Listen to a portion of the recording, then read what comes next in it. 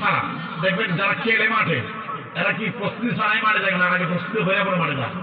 কথা বলি না, প্রস্তুতি ছাড়া মাঠে গেলে কোনো কাম হতো না, দৌড় দিবেন করে যাবেন।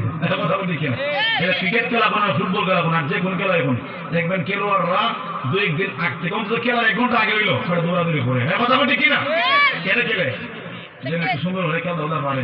কথা বলি কিনা, যেন মেন যে খেলার সময় আছে এই সময় যেন কোনো বাধা না, যেন আঁকতিয়ে কিনে প্রস্তুতি নেই। ঠিক তেমনি ভাবে রমজানের রোজা হলো ফরজ রোজা, এই রোজা যেন বিনা প্রস্তুতির কারণে সমস্যা না হয়, এটা রাসূল সাল্লাল্লাহু আলাইহি ওয়াসাল্লাম শাবান থেকে রোজা রেখে রেখে অভ্যস্ত হয়ে গেছেন, উম্মতকে শিক্ষা দিয়েছেন অভ্যস্ত হয়ে যাও।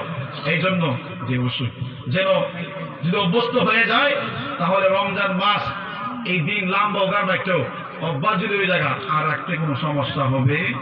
আমি এদিকে গেলাম না, সংক্ষেপে বলে 3 নাম্বার হইল কোরআন তেলাওয়াত বেশি বেশি করবেন, 4 নাম্বার হইল বেশি বেশি নামাজ পড়বেন, 5 নাম্বার হইল বাবা দোয়া ইস্তেগফার করবেন, 6 নাম্বার হইল বেশি বেশি দান কইরা আপনি এখন থেকে প্রস্তুতি নেবেন। কারণ নবীজি বলছে, নবীজির স্ত্রী আমার আয়েশা সিদ্দিকা রাদিয়াল্লাহু তাআলা আনহা বলেন, আমার নবীজি সবচেয়ে বেশি দান খয়রাত রমজান মাসে করছেন। যিনি বলেন সুবহানাল্লাহ, যে আমাদেরকে দান খয়রাত করতে হবে। আমি আর সামনে গেলাম না, এখন আরেকটা বিষয় নিয়ে আমি ওয়াজ করি। তুমি এখানে এখানে কইছাই, আচ্ছা এখানে যারা আছেন এই মাহফিলটা আগামী বছর হোক, কোরআনের কথা হাদিসের কথা আগামী বছর এই মাঠে হোক, আপনারা শোনার জন্য আসবেন। চান কি চান না? হ্যাঁ চান কি চান না? কারা কারা চান? 2 হাত তুলে। নারে তাকবীর, নারে রিসালাত, আহলে সুন্নাত ওয়াল জামাত জিন্দাবাদ। আল্লাহ কবুল করুক, দিয়ে বলুন আমিন।